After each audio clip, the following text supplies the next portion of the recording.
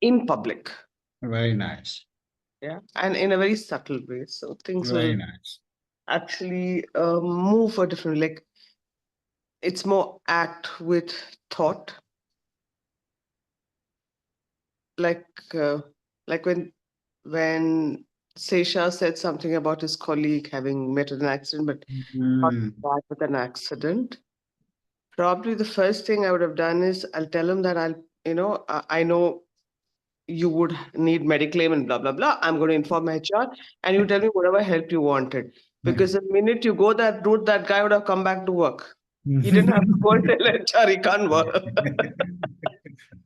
Yeah, yeah. Interesting. Yeah, Interesting. very very Yeah. subtly, because if it is a bad situation, he wouldn't have spent from his pocket. Uh, yeah. Unless he comes back and says it was a minor accident, but I had trauma, then it's different. You can't do anything because HR will also say yes to him. Mm. Good. Yeah. So Very it's nice. Very nice. And how is that making you feel, Anjana, the transition that you mentioned about past coming up, you being aware, and then being able to deal with it more proactively, manage your thoughts and emotions better? How is that making you feel? so I'll tell you. In the past, if I'd looked at the same situation, it's not been too long since I've moved back the roles, but in the Mm. past, I would have been very stressed. Very nice. Very nice. Like I can. So when I'm talking about the feeling, suddenly I can feel, my mind becoming very tight, like my head Mm. becoming it, and I realized I said this is the same, for a good 4 5 years. I'm like, I don't need to do this to myself. Wow. Wow. So I'm able to I mean, okay, it keeps coming back, but I'm able to like ease it out. Super awesome. So I'm fingers crossed that this same behavior gets reinforced and Mm. get, you know, and probably in about 4 5 months, it will stop happening. Wow. Wow. I think And it's yeah, sorry. go on. Mm. See, it's more because for some part of it, it had become such an unconscious reaction, right? It had Mm. become part of, you could say it had become part of muscle memory. Like, suddenly you have this, Mm, mm, mm, mm. like, fight or flee. Okay, okay, I don't okay. need to fight. I don't need to flee. All right. Wow. So powerful. So powerful. Thank you. Thank you for sharing that, Anjana. Yeah. Really powerful. So, good morning, friends, and welcome to the third session of Becoming a Trailblazing Leader program. Uh, and we will start by doing a recap of what we have done in the session one and two, and then we will hit upon the third session. And I'm tempted to say this that this is one of the most important sessions, and I find myself saying this to every session because each one of these sessions is so powerful. But nonetheless, today's session is about time management, and that's a challenge with many people, almost everybody that I speak with. There is so much to do and such a less time. How do we accomplish more and more in the time that is available to us? So, Ashish, good morning. We would like to hear from you how your last 2 weeks were and what have been your takeaways and anything you would like to share from the session one and session two. Very good morning, sir. Good Very good morning. morning to Yeah. all. Yeah. See, I am just uh, engaged in some personal complexities. I have Hmm. come to my native, and my father is here alone. Earlier, he was staying with my sister. So there Hmm. are personal lot of complexities which I am trying to solve at my end, and Okay. I could not do much about the previous sessions in a recorded and a professional way.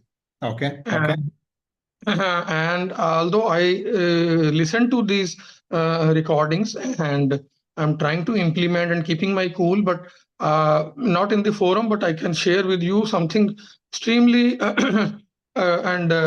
complex, and something unexpected has happened, which has Mm, taken a deep impact on my mind, and I'm still thinking which way to go. mm. Okay, okay. So I would require rather your few minutes after the session, Sure. because this is something a personal matter, which where how I can apply mindfulness.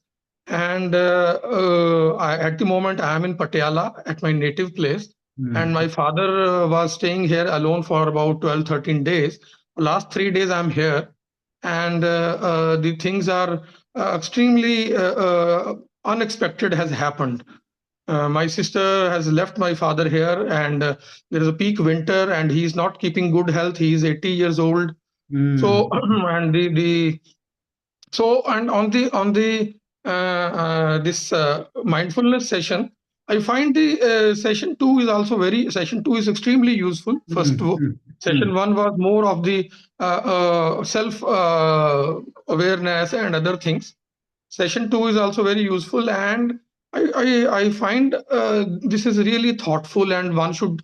But my spouse, when yesterday I shared the things with her, so she was shocked, and she is coming suddenly, and because she could not believe, and such things have happened, and Mm, mm. so she is also extremely upset.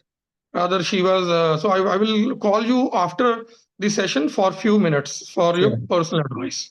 surely, And Ashish. I find this time management is very, very useful, because when we are having numerous thoughts in mind, numerous things to do, Mm, mm. so it is very important how to prioritize which thing Sure. we should focus first. We Because will talk. personal things are also important, professional things are also important, monetary things are also important. So, how to prioritize and how to focus on the things which are most important. All right. I think by the end of the session, you will get your answer to this question, Ashish. Let's begin by recapping what we did in the first session. The first session was that I am the creator, and aham brahmasmi. And the best way when I want to change the output is to change the input. When I change the input, the output gets corrected automatically. So rather than trying to change the world outside, let's focus on our thoughts. And once we correct the thoughts, what manifests in our world also changes. And in Upanishads, they refer to it as yatha drishti तथा सृष्टि. जैसा हम सोचते हैं वैसा ही हमारे साथ दुनिया में होता है. And this is the another depiction of that from a psychological perspective. We have a subconscious and conscious mind. We have beliefs, thoughts, and feelings which impact the results in our outer world. So we work on the inside to create results on the outside. We saw that there are two types of beliefs, empowering and limiting. And this is comparable to the weeds. So it's a constant process of identifying the limiting beliefs and replacing them by removing them and replacing them with empowering beliefs one by one. This is an ongoing process. And every time we find, I've been doing this for many years, and still limiting beliefs come up, and I find and replace them and go on. So this is something which is very fascinating. And we talked about having a thought pad where we can, the minute we realize this is a limiting belief for me, we write it in red and then work on positive affirmations and then create a empowering one. We talked about victim and victor mindset, how a victim tends to blame the people and blame the circumstances for anything that is going wrong in his or her life, whereas a victor takes charge. We talked about Michael Phelps, we talked about Chris Gardner, Pursuit of Happiness, and there are many other examples in our life of people who have, irrespective of very difficult circumstances, have focused on what they can do, and they have come out winners, because they winners take ownership, accountability, and responsibility, and those who are victims, they tend to blame others. Yeah, just give me a minute, I need to take this call. Yeah, just give me a minute.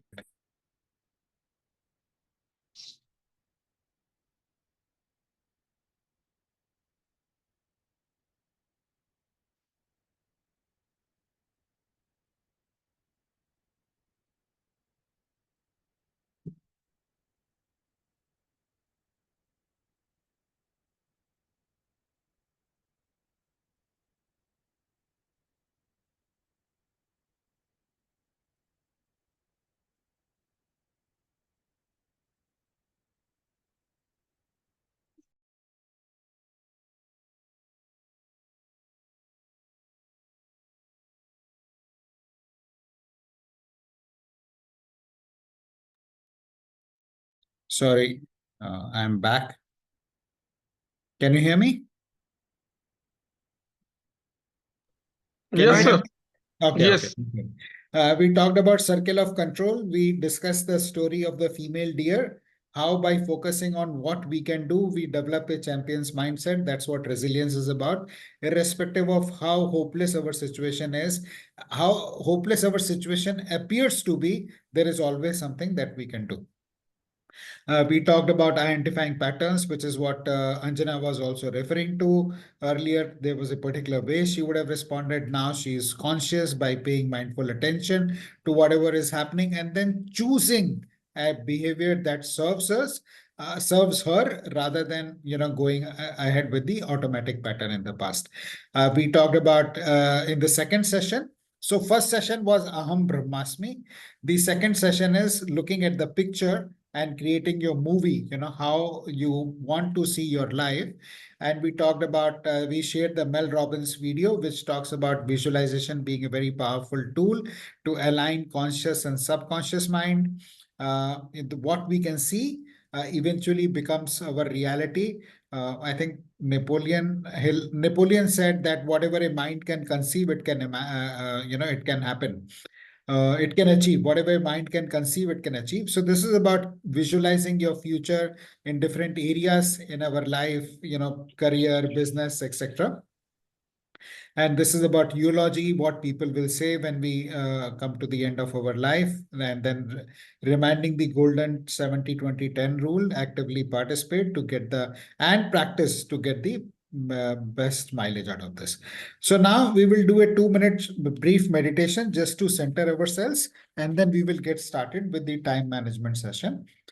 So please sit comfortably with your back and neck in a straight line, palms facing upward, a gentle smile on your face,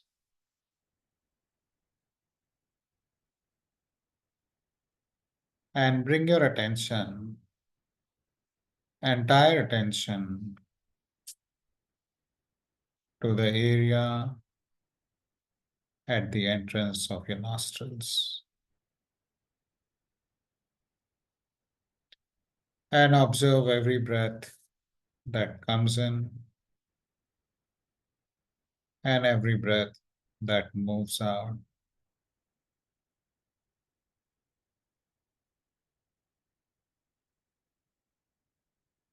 Incoming breath, outgoing breath.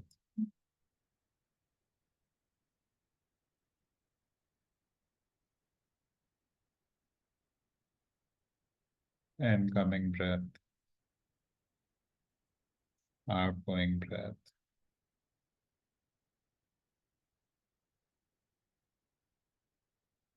This is your me time.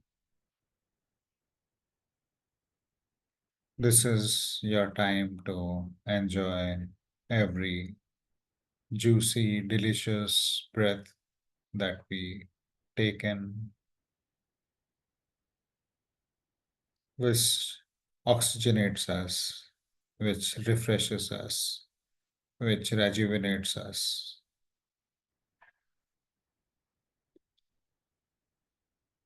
Continue to breathe.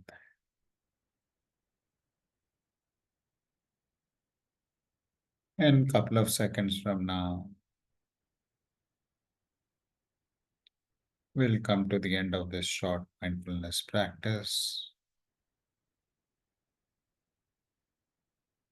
This is something that you can do any number of times in a day to center yourself, to ground yourself.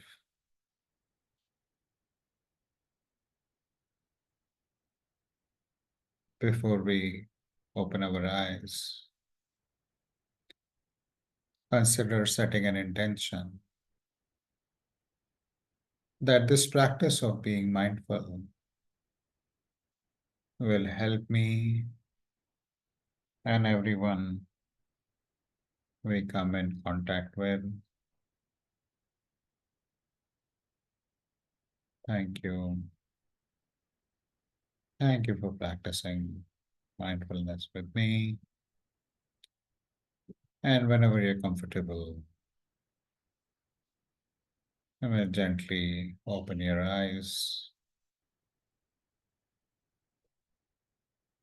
and stay with the feeling for a couple of seconds, mentally preparing yourself to a very important session for today, which is on time management. So we begin now, and allow me to ask you a question. Is it an equal world or an unequal world?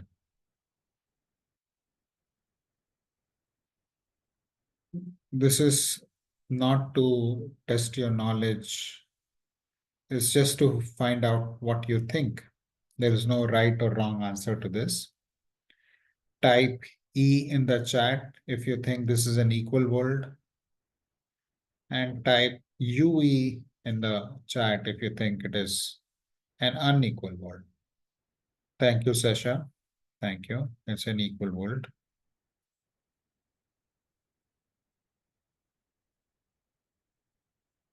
Equal. Thank you, Venkateshwar.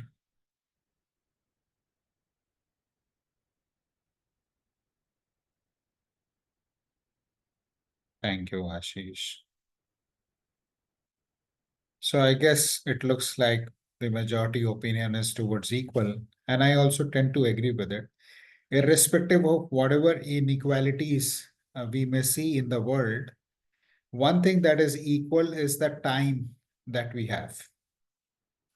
Whether it is Mukesh Ambani or Elon Musk or Jeff Bezos or Warren Buffett, each one of us has the same amount of time that is available to us. And time is very important, because this is the only resource which is limited. If you look at the factors of production, there is land, labor, capital, and there is entrepreneur, of course. But if you need more land, you can go and buy or you can rent it. If you need more capital, you can raise capital or you can, go for a debt. If you need more people, you can go and hire larger teams. But time, each one of us has got only 24 hours.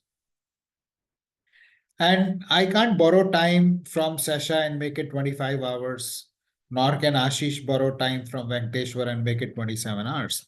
This is the resource that is limited and is same for everyone. Even though it is limited, because it is free, we don't really value it. If I were to ask you, do you have a strategy to manage time? Maybe you have the strategy to manage money. Maybe you will have some strategy. I'm not saying whether that's a burst or best, but you would have thought managing money more than you would have thought, generally speaking, about managing time. Because money, we feel is more precious. Time, because it is free, we don't allow it as much importance. And that is why in the session today, we are going to focus on this very important aspect, which is going to make the vision come true. So taking charge, the first session is Aham Brahmasmi. I take charge about the kind of life I want to create. Second is making a blueprint for the success. And third is the execution part, finding time for making that vision come true. As I mentioned earlier, most of us do not think much about how we spend time because this is a free resource. But the perspective I would like to share with you today is that start treating time like money, and have a strategy. This is the most important resource that we have. Money, even if it's lost, it can be made again. But if time is lost, you can never ever recoup it. So it is important that we understand time and manage it very well, because this is probably the single most important strategy which will determine the trajectory of our life. The big breakthrough for me happened when I understood this, about what is urgent and important. When I was younger, I would get to office, and the first thing I would used to do was open my laptop and check the mails and see what is the work that I need to do throughout the day. And that never finished. I would reach office around 9 a.m. in the morning, and I would continue working till 9 p.m., 10 p.m., 11 p.m., but the work would never finish. And my boss was not happy with me because the work is not getting done. There is more and more to do. And my wife was not happy with me because, I'm never at home. I'm always at work. And I'm not happy because, I'm constantly deluged with the amount of work that is to be done. Does anybody relate with that? If that sounds like you now or in the past, type me. Or if you know somebody who's like that, maybe in your team. Yeah, thank you, Sasha. The work never finishes, or the people in our life. So this is something which I used to deal with on a day-to-day basis. And then I understood this difference about urgent and important. And it's a very powerful difference. The urgent is something which requires immediate attention, right? That is commonsensical. That is English. But what is important, is that the urgency of the matters is often dependent on the priorities and expectations of the other. It is like somebody else telling me how to spend your money, you know. And would you like if somebody else comes and tells you how to spend your money? No. But we are always very happy to let other people, I won't say happy, but we let other people decide how we are going to spend time. It could be customer, it could be a boss, it could be a spouse, it could be anybody, children clamoring for your attention. It is always somebody else who's driving the urgency. Now, the difference is, an important is something which is not urgent, and that is why it requires more initiative and more proactivity. And that is something which we are not naturally inclined towards. Uh, Attending to urgent things kind of becomes addictive. It is easy. It validates us because we are busy. There are so many people who say, I am so busy, and they take a lot of pride in saying that I am busy. And silently, I'm thinking, busy doing what? If you're busy 12 hours, like I was busy 12 to 14 hours, but doing all like routine stuff, and if I may say useless stuff, then it's not getting me anywhere in life. I'm not happy, my boss is not happy. So what are we busy doing is very important for us to understand. And an activity that is important is, if it is valuable for me, is contributing to my vision, value, and high priority goals. So that is the difference between urgent and important. And I'll pause here to see if you have any questions or comments on what we have discussed so far before we go and see this time management matrix, which was initially conceived by President Eisenhower. But before that, any questions or comments on this? If no, you can just type GTG in the good to go, GTG. If no questions or comments, and we are good to go. Otherwise, you can just, yes. I have one comment. Yeah. So for me, something could be urgent and important, but for my manager or my family, that's not the case. So how do we deal? Conflicting priorities. Yeah. So we will see that. Okay. Okay. Yeah. Okay. Anything else? Hmm. All right. So let's move on and understand what this. And the beauty is, when we are focused on what is important, then our life goes to a completely different level. It just keeps getting better and better every day and everywhere. So Eisenhower came up with this matrix, and let us see how this is 2 by 2 matrix of urgent and important. And we have quadrant 2, which is not urgent, which means it is aligned to our priorities, our goals, etc. And is so quadrant 2 is not urgent but important. So your everything that is aligned to your goals and mission will come here. Building relationships, like one of my fellow community members says that the rich people, they don't go for net worth, they go for network, you know. So are we taking out time to build relationships? And usually we don't, because our standard line is, I am so busy, where is the time to invest in building relationships? Or doing research to find new opportunities, which is how mindful living got born. I'll talk a little bit more about that later. It was a research that I was doing. Long-term planning, preventive activities, personal growth, and recreation. And then in quadrant 1, we have something like crisis, pressing problems, deadline-driven projects, something we are all very familiar with. And then quadrant 3, which is urgent but not important, which is some emails, calls. Like if a telephone call comes right now, like one telephone call came and I had to stop everything and take it, because that's quadrant 3, urgent. You can't, very difficult to ignore a ringing phone. And then quadrant 4 is also something we are so familiar with. What comes in quadrant 4? Anybody would like to share?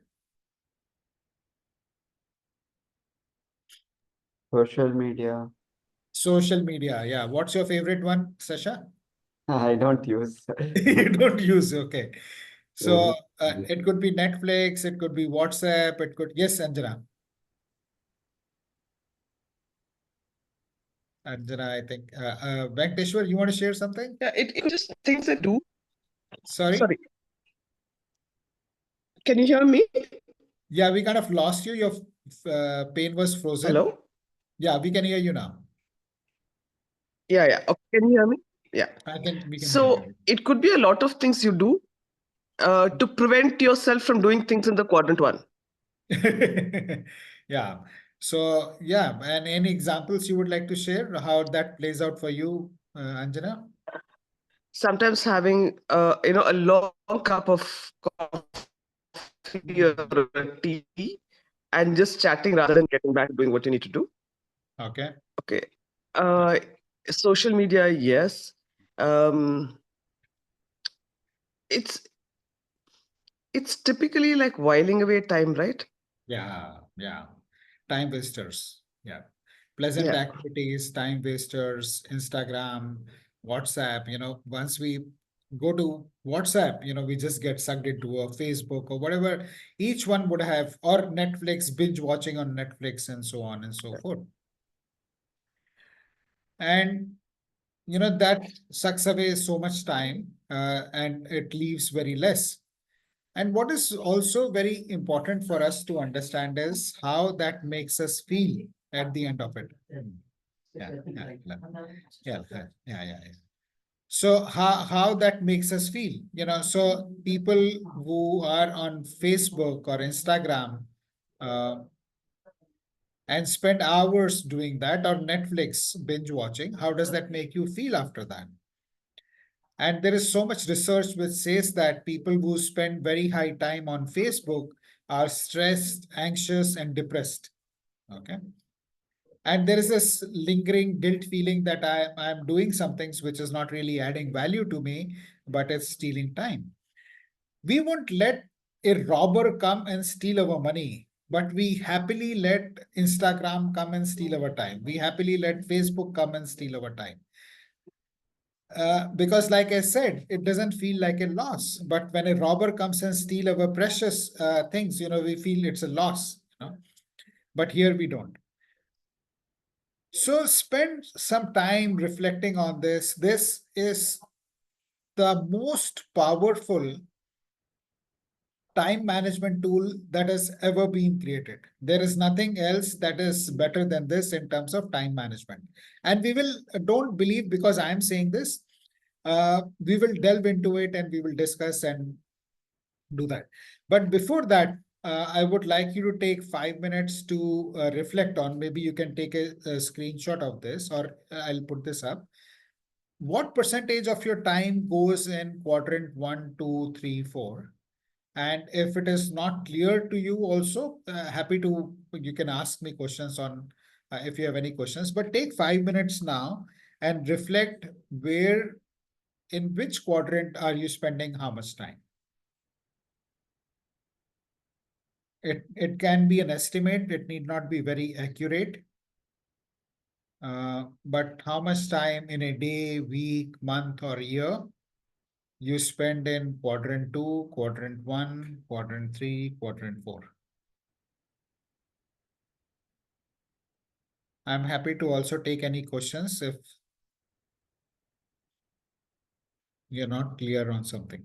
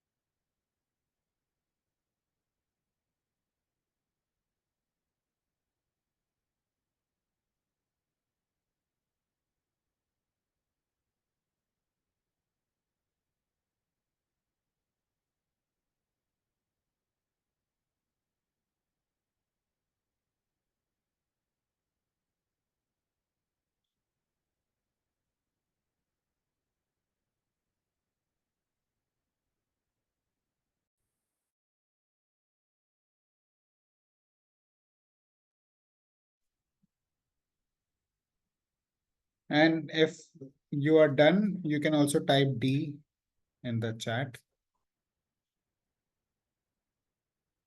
All right, Session. Session, are you comfortable sharing with us? What are your percentages like? Starting with Q2? Q2, yeah, Q2 is where I spend most of the time. This is more than 50% of the time is spent in Q2. 50%? Because they're not important, but not important, but not urgent. This includes sleeping as well, right? The sleep is. Working hours. Let's keep Oh, it it's to only work. Okay, oh, sorry. Okay, I included the entire day. So then I'll have to redo it. Sorry. yeah. Okay. Okay. Ashish, something. What does it look like for you? Sir, for me, quadrant 1 and quadrant 3, the time consumption is highest. Okay. And for quadrant 2, which is important and which we should spend more time, so their actual time spending is only, you can say, 10 to 20% because of the personal reasons. There are certain personal reasons on the professional front, on the family front, due to which I am forced to limit my time on the developmental activities, and which are kind of extremely, you can say, important, but not, you can say, on the personal front. So that is why I have undergone this training program when during my career in Philips days. It is urgent and important quadrant. So I know it, and I have been practicing up to certain extent, and I have even given brief sessions to my teams in my previous career stints. Very On this. nice. Well. So quadrant 2 is 10 to 20%. And how much would quadrant 4 be, Ashish, for you? Quadrant 4 again will be 10 to 20%, because see, we are anyway, I am part of so many big groups in the WhatsApp and the social media and even on LinkedIn. So when we go for LinkedIn, so there are many, you can say, eye-catching or engaging posts which are knowledgeable, may be useful in the long term, and maybe some technology related or something someone has done. So since I have a big professional network, so I'm forced to, once I open LinkedIn, so my time is spent without my this thing mindful planning. Okay. So Okay. same way in WhatsApp, I am a part of several big groups in my previous companies like Bajaj Alumini, Havells Alumini, so where I have worked, and there is a big senior teams are there. So when I see there are certain things which I can't avoid. So again, the time spent is around 15-20% for quadrant 4. All right. I will try to bring it down consciously, but as of now, so during travel or during this thing, when mind is not happy due to the certain factors which we are not able to control. So I sometimes actively indulge in quadrant 4 things like WhatsApp or LinkedIn. Yeah, sure. So So I heard you, Ashish, and I think there is a distinction we should make, hearing from what you're saying, is the time spent on LinkedIn may be different from the time spent on Instagram or Facebook. And what is it that we are spending the time on, you know? So if you are spending time reading about Adam Grant or, you know, some other management post or some other thinker, Simon Sinek, then it would not be quadrant 4, it will be quadrant 2. Okay. So that way we need to distinguish when we come to that. But thank you for sharing that. So about 20 to 40% in quadrant 4, let's say 20% in quadrant 2, 20 in quadrant 4, and about 60 in quadrant 1 and 3, right? So broadly, yeah. Okay. Anjana, Venkateshwar. Yeah. Hmm. So I find that when I'm focused or when I have a goal, then quadrant 4 is about 10%. Other Okay. times it could go up to as much as 30%. All right. All right. Thank you. Thank you for sharing that. And quadrant 1 at times, a lot of it is based on, getting something done or on how somebody else does. Anjana, I think your network Um, I'm is fine. yeah, Let me put it. yeah, About yeah. 20-25% is in quadrant 3. Okay. Okay. Good, good. Venkateshwar, anything coming up for you? Yes, sir, I written quadrant 1 10%, Hmm. quadrant 2 each 20%, quadrant Hmm. 4 50%. Okay. Now, uh, let us do one thing. Let us spend 5 minutes identifying what could be some quadrant 2 activities for us. You know, when we talk about relationship building, who is it that we need to build relationships that will help our future? Like I said, network is more important than net worth. Who are the people? Are there any centers of influence, Venkateshwar, you want to reach out to? Or is it someone within the company that I need to reach out to and build relations? Or outside my company in the industry, okay? Or in the family, social network? Who is it that I need to reach out to?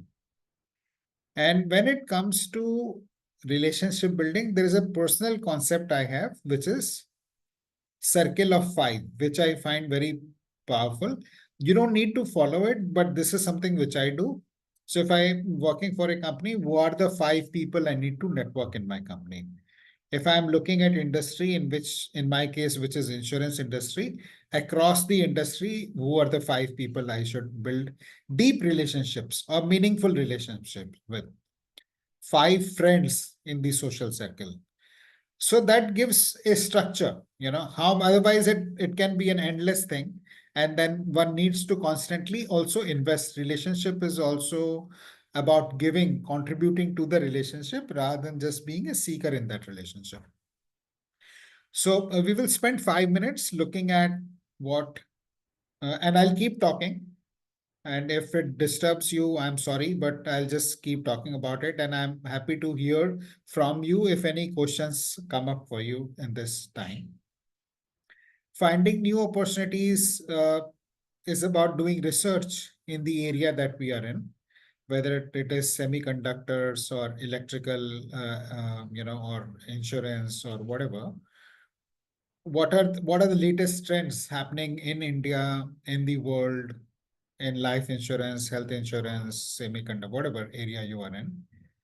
And the way mindful living was born was one such research that I was doing for a speaking assignment. For I was invited to speak at an international conference, and while I was researching for it, I realized that mindfulness, teaching mindfulness has become such a big business in US.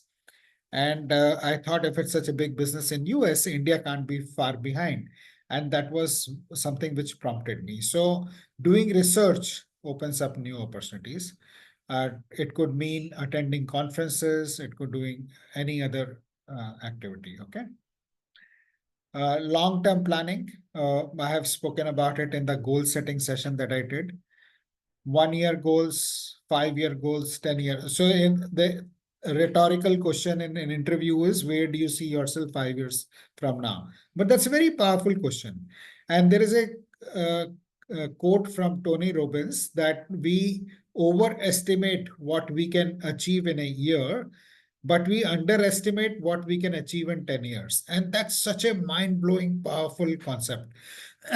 And because when we set 10-year goals, we start working towards it, and there is hardly anything that we can't achieve in 10 years. But when we start the goal setting process, planning process, we overestimate. We are so excited and we overestimate what we can do in a year, and then we don't prepare enough and we fall flat, and then we give up planning altogether. So 1 year, 5 year, 10 year, for whatever good or bad Donald Trump is, his presidential bid was in planning for over 20 years. Since 1990s, he started thinking of becoming a president, and he has become a president not once or twice. That's the power of long-term planning. Then preventive activities. What does preventive activities mean for you? How can you, whenever a problem comes up, are you just fixing the problem, or also you attending to the root cause of the problem? It could be health, it could be money, anything. What are the preventive activities you're doing? What is it for personal growth? The personal growth could be health, it could be intellectual growth, it could be social capital, whatever that means for you, spiritual capital. So what does personal growth mean for you? And recreation. And our recreation is very different from Netflix or binge watching or social media. This word should actually be written with a hyphen. Recreation. Doing activities which will create myself new, which will rejuvenate me, which will recreate me. So what is it? Is it time for yoga, meditation, detox treatment, or playing a game? Whatever it is, that will recreate me. So another 2-3 minutes we will take. Think of the activities that come up for you in quadrant 2, and then we'll be happy to hear from you.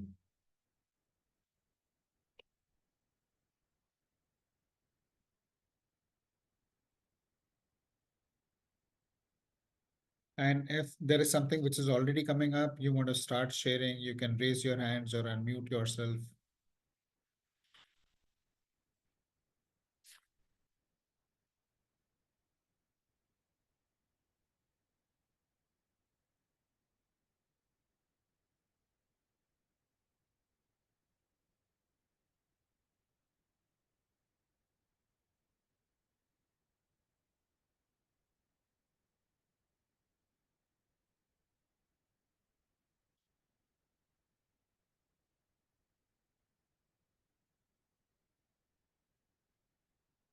Anybody is ready can raise your hand using the reactions button, and we'll be happy to hear from you what came up for you.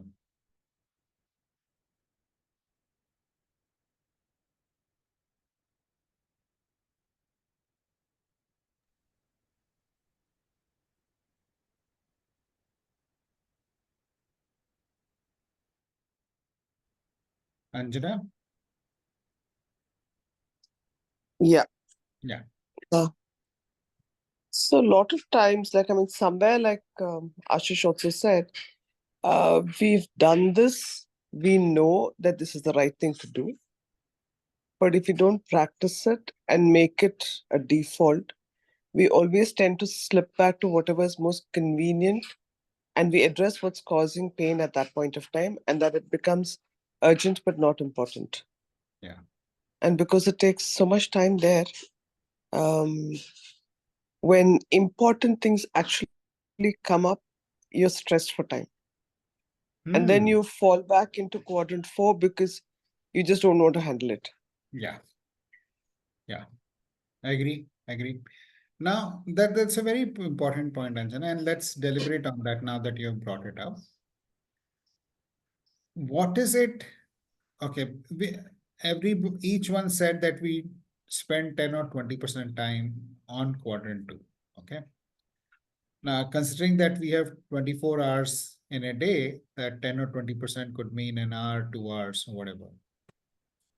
But do we really do that? And what is the time that we can do? Okay.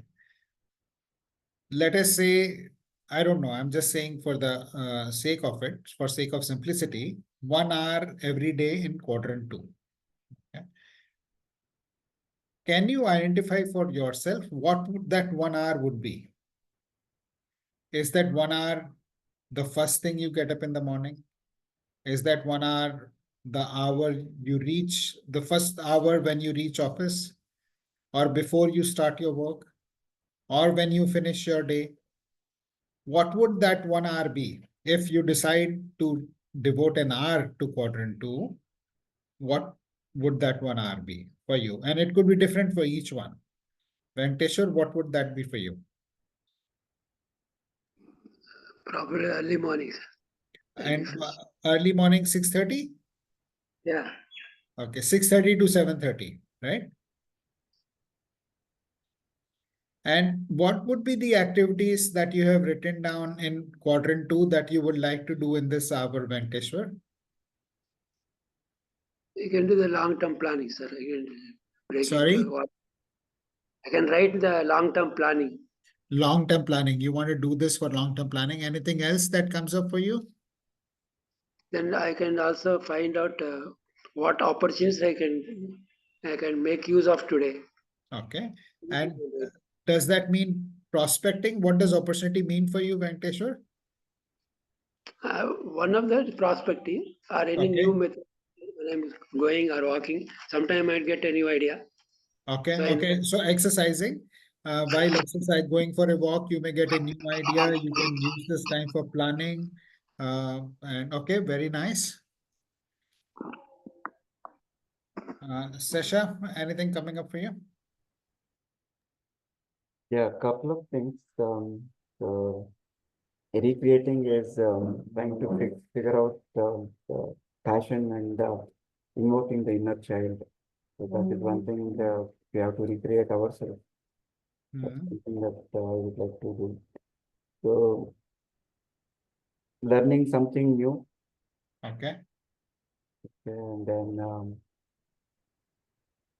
money management is one thing to Okay.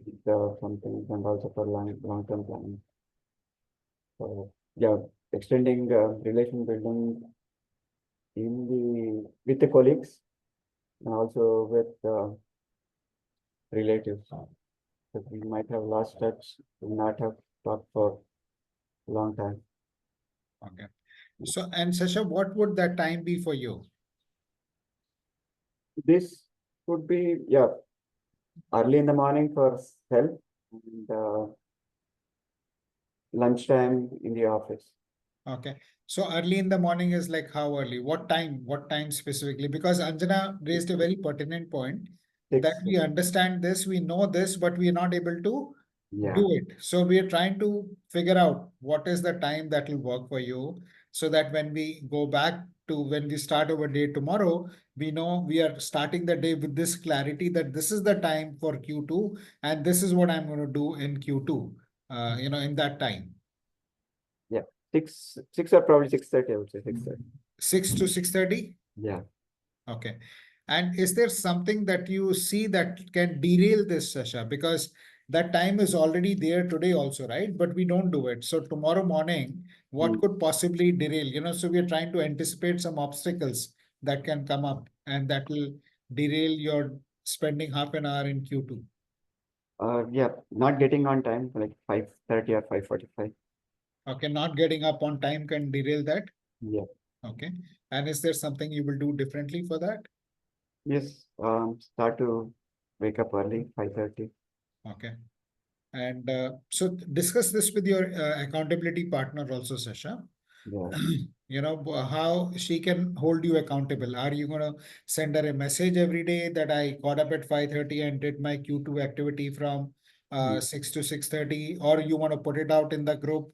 How you want to hold yourself accountable for that, Yes, right? yes, yes. Because any new habit will take 20 to 30 days for it to build. So are you prepared to do that for next 20, 30 days? Think about it, okay? Ashish, my question is, what time would it be and what activities would it be for you? So for me, some time will be in the morning to plan out, and sometimes say before and after lunchtime, because it requires when something not urgent at hand and something is extremely urgent, whether professionally or personal, is there. So when then mind is in a rushing state, so then we cannot keep mind in a calm state to think on the activities which are very useful in the long term for quadrant 2. So like see one thing which I have identified for myself, that during my professional journey of 27 years, while traveling at so many places, networking with so many people, I have met many senior leaders who are highly influential and very senior. I have got their cards, but somehow I did not network with them properly. If I would have networked with all such very influential, very senior people at right time, and would have developed friendship or some touch, so then things would have been very different. This is one weakness which I have identified. And like that, on the personal growth front, one should spend time which we don't. And even on the recreation, I don't spend time at all. Okay. Thank you. Thank you for sharing that with us so honestly, Ashish. What I would urge you, I'm repeating my question again, either now or in the group today or tomorrow. Please share what is that time for Q2 activity for you. Like Venkateshwar said, 6:30 to 7:30, and that activity will include walking, planning, etc. for Venkateshwar. Sasha said it will be 6 to 6:30 for me and XYZ activity. Ashish mentioned sometime in the morning, sometime too. So what are those times? Please be specific about the time you will use it for Q2 and what activities you will do in Q2. And similarly, Anjana, what is your Q2 time, how much it is, and what you will be doing? Please type it and share it in the chat. It is very, very important for building this habit. Connect with your accountability partner and hold each other accountable for doing this activity together. Both Ashish and Anjana are right. This is Eisenhower's time management metrics has been around for 200 years. But only when we do it will it make a difference in our lives. Hearing about it or talking about it is not going to make a difference. So for making a difference in our life, for becoming mad, as I say, please do this activity. Okay. Are you with me? Type WM if you are with me on this one.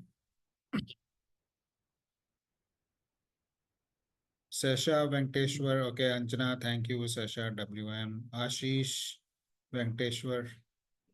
I need a firm response from you. Okay. Ashish. Okay, got it. So now we will move on. Okay, and we will see the other thing that kind of Ashish spoke about senior people in a different context, but I want to draw your attention to a different. So what percentage of time we spend, we have discussed. Most of us spend 10 to 20% in quadrant 2. Now I want you to reflect and see how much of your time your bosses are spending in Q2. Okay. Put that percentage now. Broadly, we are spending 10 to 20% on. Okay, got it, Anjana. What percentage of time is your boss spending in Q2?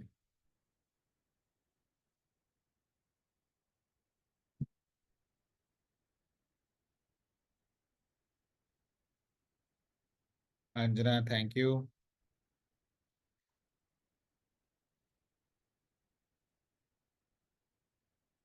Sasha, Venkateshwar, Ashish.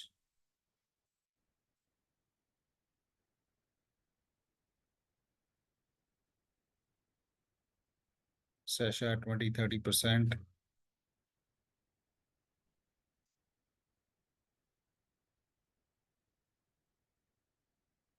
Ashish, your boss spends 15-20%. Okay. Now, the way we spend our time defines who we are. Okay. And most of the senior people, like Anjana mentioned, spend 40 to 60% of their time, or even 70% of their time in Q2. And if we are spending most of our time in Q4, we are wasting our life. We are wasting our time, and we are wasting our life, and the life will pass us by. But if we really want to do something meaningful with our life, we need to spend time in Q2, which is where most of the people most of the highly successful people spend their time. A lot of people go to astrologers and palmists for finding out what their future is. I can tell anybody's future if they tell me where they are spending their time. If you're spending 10% time in Q2, 40% time in Q4, I can tell you what your future is going to be. If you're spending 40% time in Q2, 10% time in Q4, I can tell you what your future is going to be. It's no magic. Anybody can do it. So how you spend your time is going to determine how your future life is going to be. So going forward, be very cautious about how you're spending time. And this is what is going to determine whether we grow in our life or we stay stuck at the same level in our life. And now we're going to discuss the strategy for time management. How do we deal with what comes up in our life? First is quadrant 4, not urgent, not important, time pass activities. If you can't drop it completely, at least minimize it. Okay. If you're spending like 20% time, 40% time, reduce it, because this is wasting time. The way I determine where I'm going to spend time is where I make money. So if I'm making money doing something, I'll spend time there. In quadrant 4, if I'm watching social influencers, their reels, they are making money at the cost of my time. So I don't spend time anywhere I am not making money. So be very careful. We are all professionals, and it's important for us to make money with the time that we have. But time is our capital. Drop it or minimize the quadrant 4. Quadrant 3, not important but urgent, needs to be done. Like the call I got. I don't have my staff here, but maybe if Vaishnavi was here, I would have asked her to take that call, and not disturb her. So wherever it can be delegated, you can delegate it. Quadrant 1, urgent, important, do it now. It could be something which is a pressing matter. Some quotation needs to go, or someone important wants something to be done immediately. So there is no option. It is important and it is urgent. So we only have to do it. Our child needs to be taken care of, something like that, right? Or quadrant 2, not urgent, not but important. It needs to be scheduled. I once met a very senior banker in HSBC when I was with Tata AIG Live. HSBC was our bank assurance partner. And during the meeting, we were trying to schedule time for the next one. And he opened up something which is called a monthly activity schedule. So it was a printed paper on his desk. And in that monthly activity schedule, what he does is at the start of the month, he blocks out time for everything which is important. And then something which is not so important has to fit in after he has made time for what is important. So this monthly activity schedule has to be prepared, and all our whatever is important, whatever is Q2 needs to be put there first before we allot time to anything else. That is the only way we will be able to make it. I understand we may be at 10% or 20%.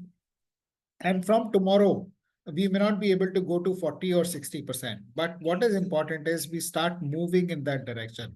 Like I shared in the last session, it is not the dasha, it is the disha.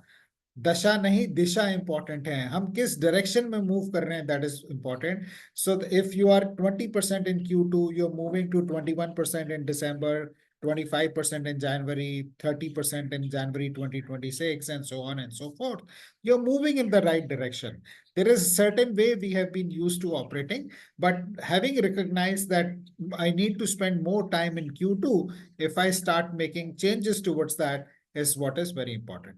So I'll pause here to see if you have any questions or comments on the strategy for time management for different things. And Sasha, we would like to revisit your question now. You know, I don't know if that has been answered, but if it has not been answered, we'll be happy to take it up again.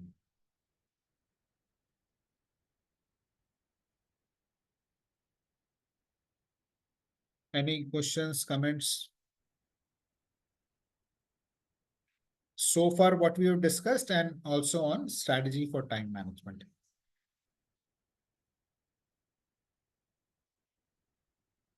If there are no questions, please type GTG in the chat.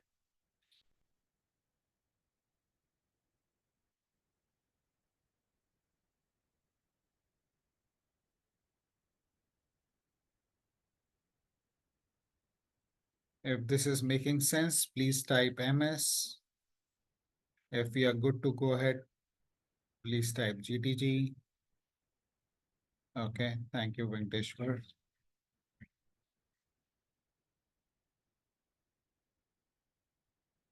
Sasha, Ashish, Anjana. Good to go. Okay. Okay. I guess we'll move on. So now we will watch this 4-minute video by Dr. Stephen Covey.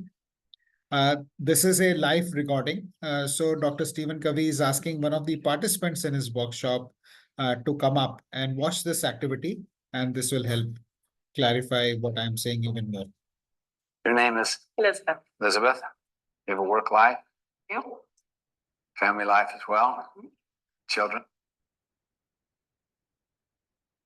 Not yet. Not yet? What's the nature of your work, Simon? I direct an international firm. An international firm. So you really are interfacing with all kinds of people in the firm and outside the firm. That's right. You want a rich personal life and a rich family life. Do you ever feel like you get bogged down in the thick of thin things? Yes. Well, that might be analogous to all these little small things that tend to fill our life. And that just little by little, they just accumulate. Now, your job, you can't go above this, is to get all those large rocks in the jar. Good luck.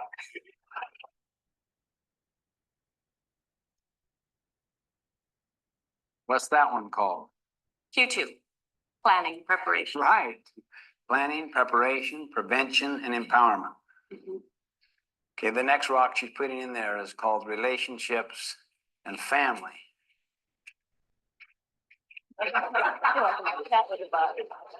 You didn't look at that third rock you put in there. That's employment, some key employment issue, and then you put major projects here. I can't get it above there. I haven't worked it yet. Oh, yeah, that's right. That's fair. Yeah, that's fair.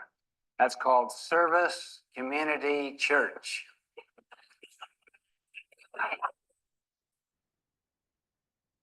Do you ever feel like this? Yes. How many feel like this? By moving the little things around, you might squeeze in one more of those big major things. It's almost, wow. You know, if it doesn't fit, force it. Here's something that's called urgent and important. It's a quadrant 1 thing that is blindsiding you, that it's your biggest client, that if you don't get back to that client now,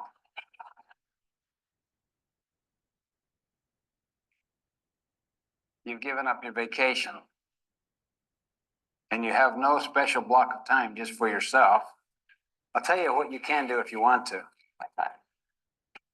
You can take a whole different approach. You have a totally fresh bowl. You can work out of a different paradigm altogether. Well, then I'd rather put these in the bottom. And then for the little pebble bun, Employment, big opportunity, big opportunity. important and urgent, block of time. Those young children keep looking at me. Glad my husband's not here. Now I dump these in there. Okay?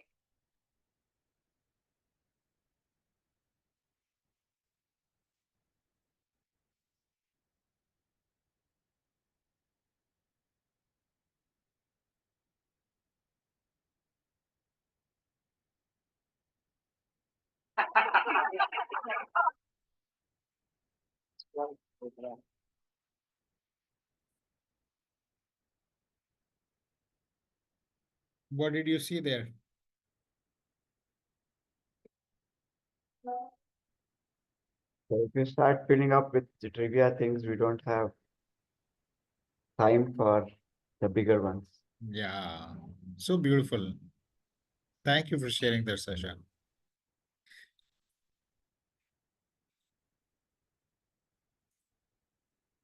Anyone else?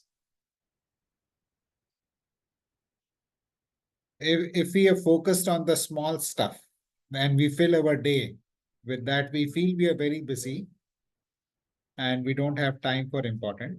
But when we prioritize important first, which is what I was talking about as the strategy for Q2, that's what the lady did. She put Q2 first, and then everything else fills in place. So make a monthly activity schedule, make time for everything in that, the most important things, whether it is exercise, whether it is time for recreation, vacations, whatever it is, networking, you put that first, and then everything else falls in place. So that's the beauty of it.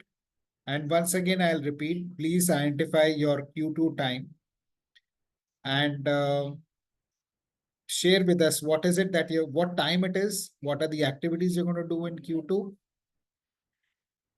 and share actively in the group and with your accountability partners. Another example of Q2 is one of my senior colleagues in a company. Whenever the year would start, he would mark holidays on the days his wife and his children had birthdays. वो पहले से ही छुट्टी mark कर दिया उन्होंने. That is another example. I gave you one example of a senior banker who would mark his monthly activity schedule with everything that is important. And this is an example of recreation, time, personal time, vacation time.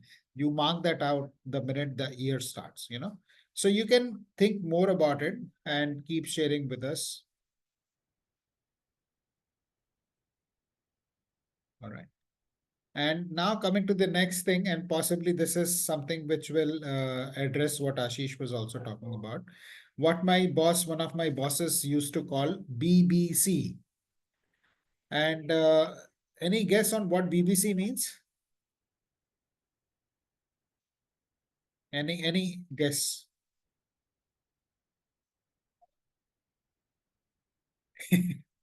Other than British Broadcasting Corporation? Yeah, it is boring but critical. Okay. So he was a Britisher, by the way, Anjana, and he came up with this boring but critical. So what he used to say was, even if it is boring but it is critical, we need to put it first. It like going to exercise. So all the important stuff, all the Q2 stuff may be boring. Like Ashish was saying that he knows so many people, but he has not reached out to them. That is. May be boring but critical. Exercise could be that. Whatever else it may be for you. So, and that is the difference between people who are successful and people who are not successful. And those who are successful, they subordinate their dislike to the strength of their purpose. If They work. Why? There is a very beautiful TED talk, Why, by Simon Sinek. And he says the people who operate out of their why, operate out of their purpose, have a completely different level of success. So now we are going to explore some of the Q2 activities little bit in detail and understand, how to go about them, why it is important. And let us begin by understanding what is that one thing that we can do, which we are not doing so far, which will have the biggest impact on our career, health, or relationships. Take 2 minutes and see what comes up for you. Of one activity which we may have been putting away, like networking is for Ashish, something for Anjana, another for Shesha, Venkateshwar could be completely different. So what is one activity that, it's close of 2024, 2025 is starting now. What is one thing that you can start doing which will have the biggest impact in the area of your career? Like Sasha was mentioning that he's more proactive managing his team now, or health. What is one thing you can do in the area of health or relationships at work?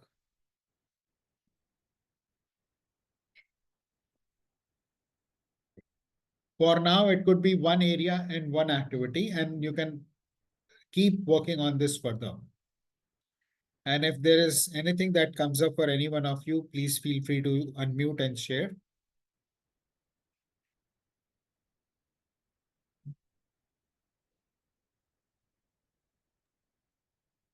Ashish, if I might, Yes, please. after our last conversation and also, looking at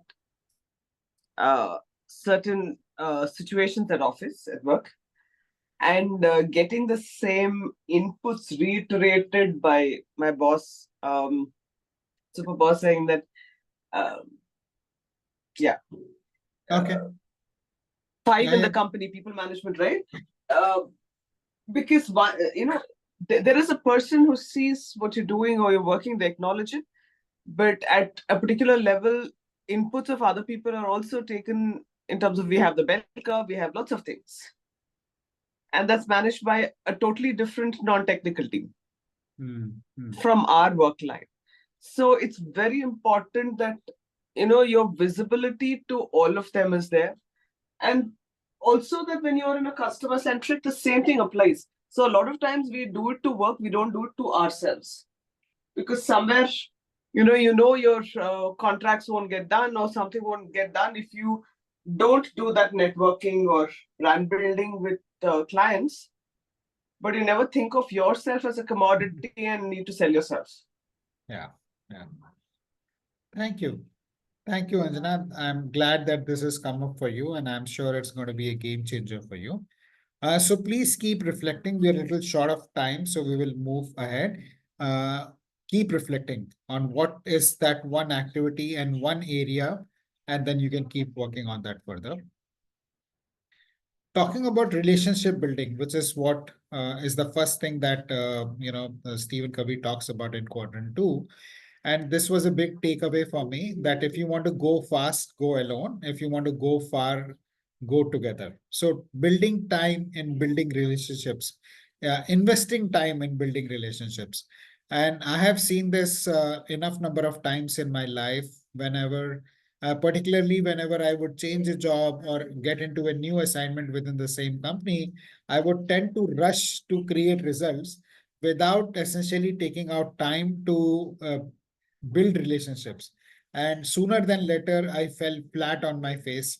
And, I realized that's because I didn't take time to build relationships. So whether it is in family or at work, please invest time. There could be different activities that could mean, and I will that could be a part of your assignment where you share with us whether it is having catching up with people for tea or dinner or lunch, or watching movie together if it's family or whatever it is. So what are the activities you will do to build relationships? Another very powerful practice is understanding emotional bank account for people. And when we do deposits in the bank accounts, like we have a bank account where we deposit money, And when we deposit money, if I have deposited say 1 lakh rupees, I can withdraw 1 lakh rupees, right? But if I have deposited 1 lakh, and even if I come and withdraw 1 lakh 1,000 rupees, the check will bounce. Similarly, in emotional bank account of people, if I have invested kindness, if I have treated people with kindness, I have treated people with respect, or I have kept my promise to them, I'm making a deposit. And then when I need it, I can go and ask them to do something. A lot of people come to me saying that my team or my colleagues don't listen to me, and my question is, how much have you invested in their emotional bank account? And these are things which are this is not being manipulative. This is just taking out time to invest in the relationship, understanding that person, and doing things for them. Like once what happened is, I was in a meeting. Uh, this was a meeting with my CEO. All the zonal heads were there, and there was an article which my sister had written, which was published, and I casually mentioned about it that that my sister has written an article. It has been published, but we are in this conference for 2 days. I won't have time to go out and buy it, and maybe by the time I get time, the book, the magazine would have gone off the shelf. And he was so kind. He picked it up. He sent somebody to pick up that book, that magazine for me, and got it across. Now, this is something which I remember even after maybe 15 years now. A small act of kindness done by my CEO towards me.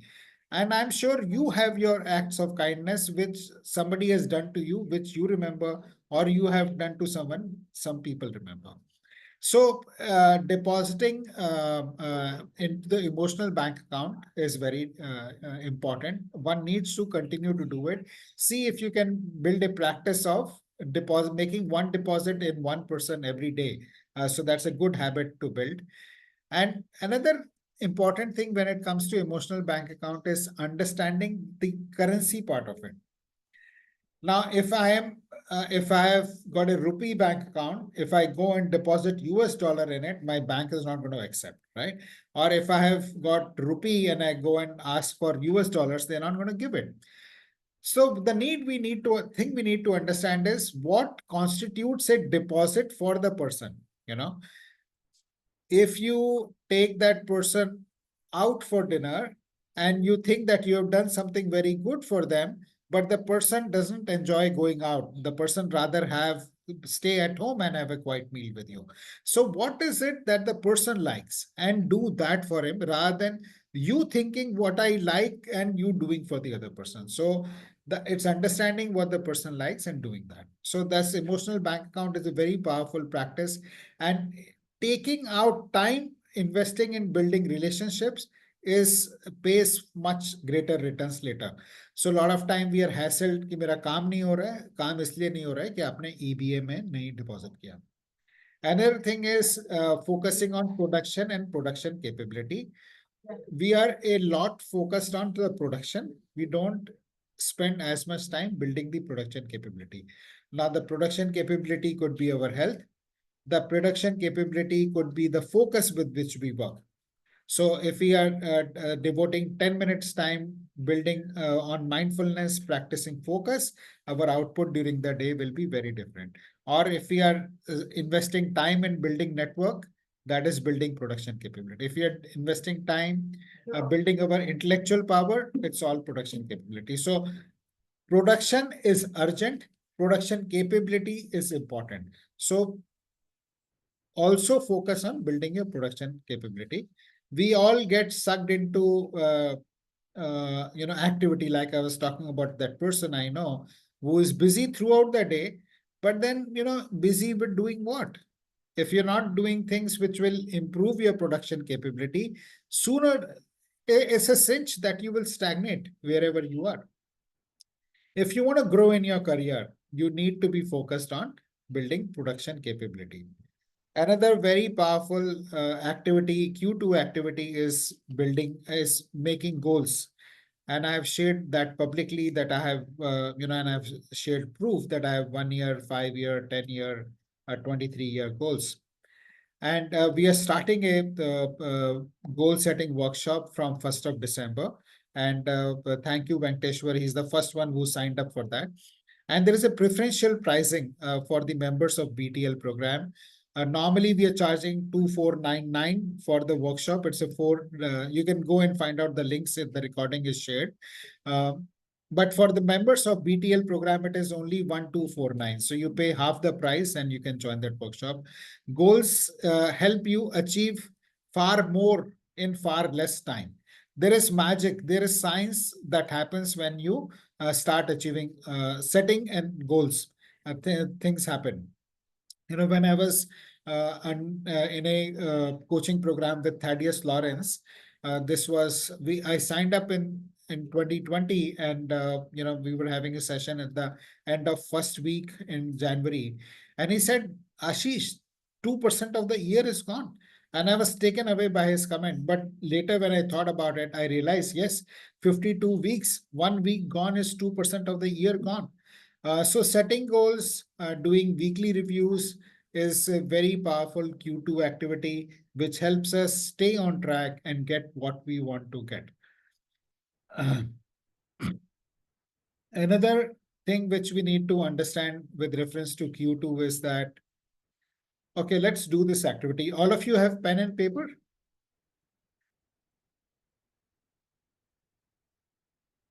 These are the 8 areas of life, okay? 8 important areas of our life. The center is 0. And as you go towards the outer circle, so at the edge of the circle, it is 10. Mark out in each area what is your score.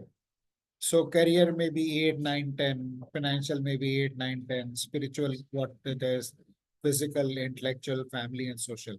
Between 0 to 10, what is your rank? What is your score?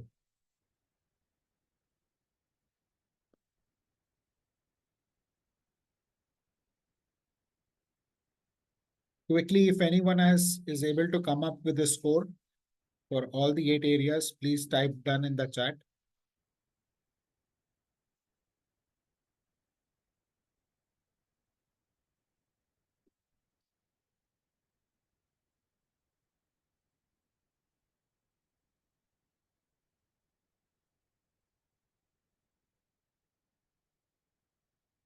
Okay, Anjana. Anjana, now what I would like you to do is on a paper, draw how the circle would look like. So suppose career is 8. I'm just taking an example. Financial is 8, but spiritual says 2. Physical 4. Intellectual 6. Family, whatever, and social. How would the circle look for you? Look at each one. Yeah, it's not even. It's not even, right? It's not even. It's a crooked circle. And Yeah. when we have a circle like that, and imagine we have a cycle which has got a wheel which looks like how our wheel of life looks. How the ride would be. It will not be a smooth ride, right? And that is the point. If we are not focused on the different areas of our life, you're not paying at them attention, our ride in life will be a very bumpy one rather than a smooth one. So it is we can't say that I'm so focused on my career that I can ignore my family. Sooner or later, it's going to come and bite you. Or I'm so busy working in my career, I'll ignore my spiritual life. I just need to go ahead and ahead and ahead, and I'll do whatever I need to do. I'll compromise with whatever, and I'm not taking care of spiritual. Your growth is going to get stuck.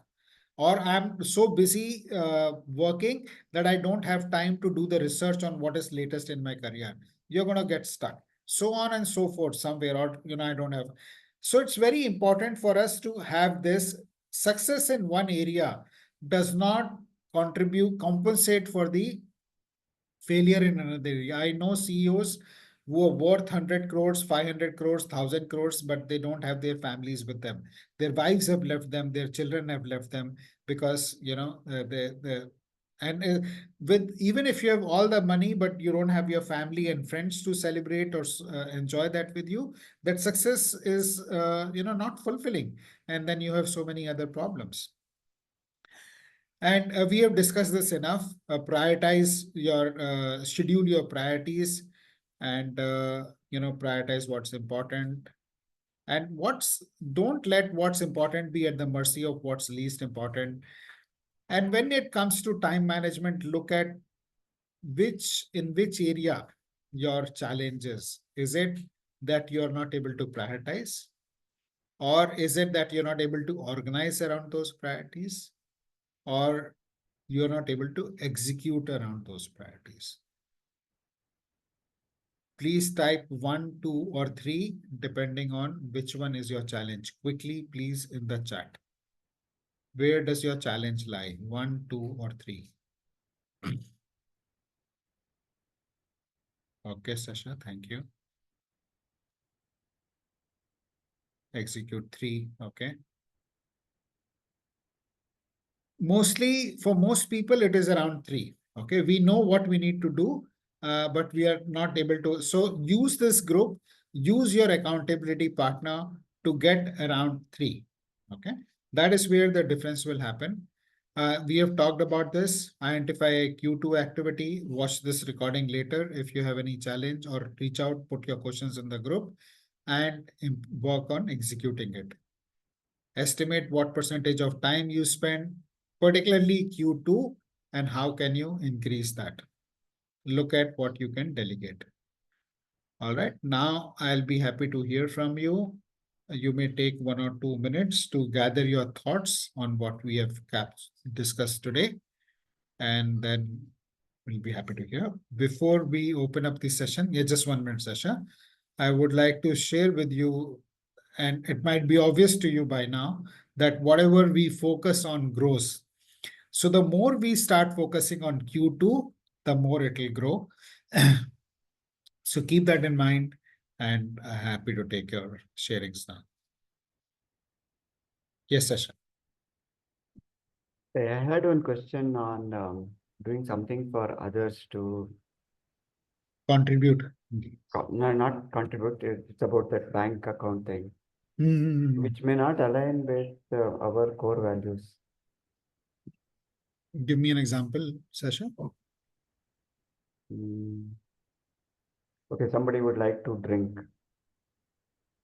Yeah, no, if you, to my mind, there's no point compromising with your values, okay? Because that will internally not be authentic you. Okay? Now, sometimes what happens is, so I know a very successful CEO who doesn't drink, but he entertains heavily. All right. So in our mind, we think that I don't drink, I can't entertain. But that may not be so. You can have your juice or whatever soup, but you can be heavily entertaining.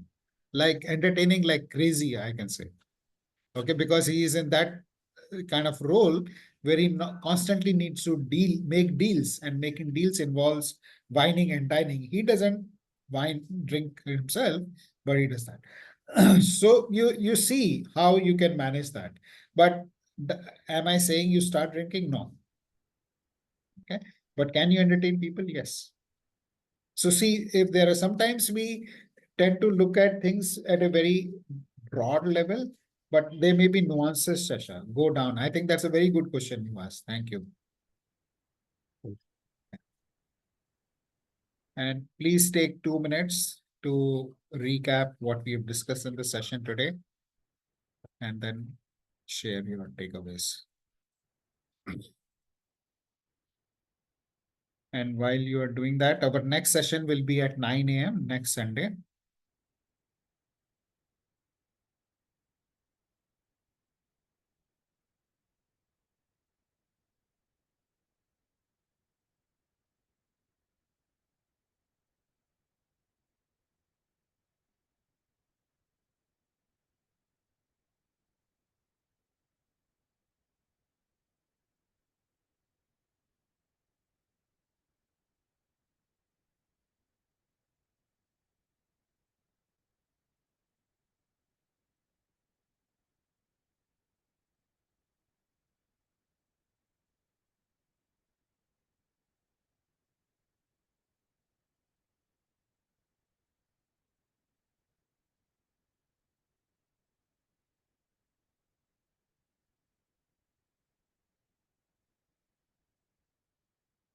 You can raise your hand using the reactions button.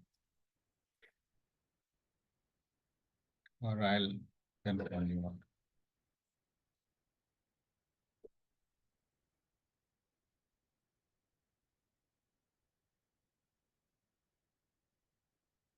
Anjana, you ready?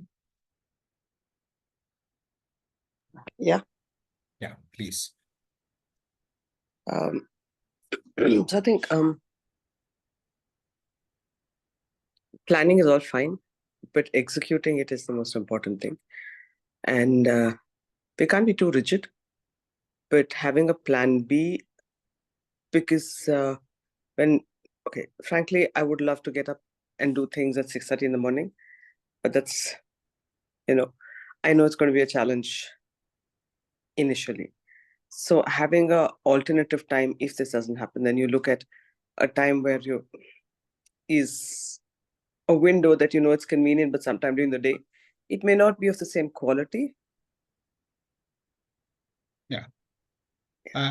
Yeah, I understand, Anjana. And like I shared in the goal setting session, progress is also good. Okay. So if it's not 6:30, if it is 6:45, if it is not 1 hour, if it's 5 minutes in the morning, that is also good, as long as you're making progress. Yeah. Dasha nahi, disha important hai. So as long as you're moving in that direction, it's fine. So at least you get committed to it. Yeah. And eventually things fall in place. Correct. Sometimes we beat ourselves up so hard, nahi ho raha, then it falls off, So don't be so hard. Start moving in that direction. How much more can you do of Q2 than you're doing now? I think as long as you're focused on that, we are good. Yeah. Thank you. Thank you. Ashish.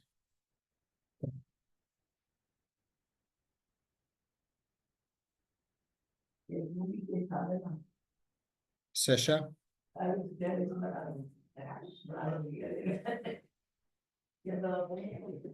Think one thing I want to highlight is time is capital. Time is capital. Very well. Very well. Thank you for sharing that, yeah, Sasha. So what we invest is what we get. Yeah. Very powerful.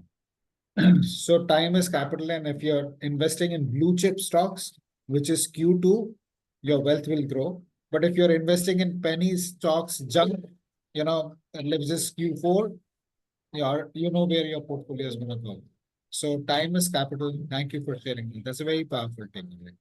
And where you invest your time is very powerful. Thank you. Venkateshwar.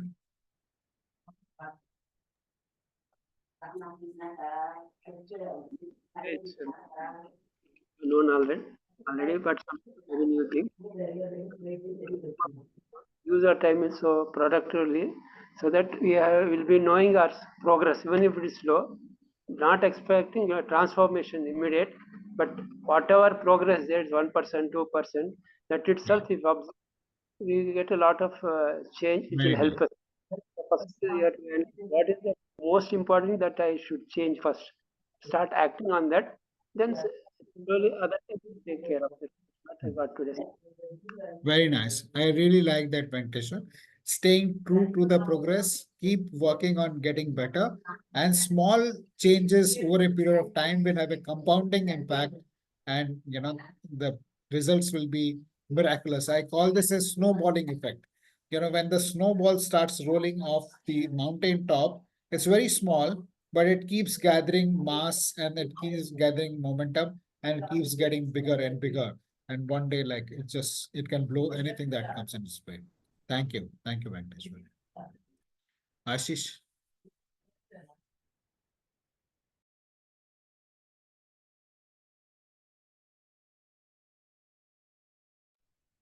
I think Ashish is not there.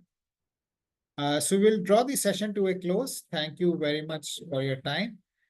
We will stay active in the group. Keep sharing your Q2 time and activities. Connect with your accountability partners. Leverage this group to the maximum. We are going to be together for another month or so. Yeah, another month. So leverage this time and this group to develop the habits that are, which will help you really execute what we are learning rather than just learn and learn it with us. Okay. Thank you. We connect next Sunday at same time, 9 a.m. Have a wonderful weekend and a great week ahead. Thank you. Thank you. Bye-bye. Thank you. Thank you.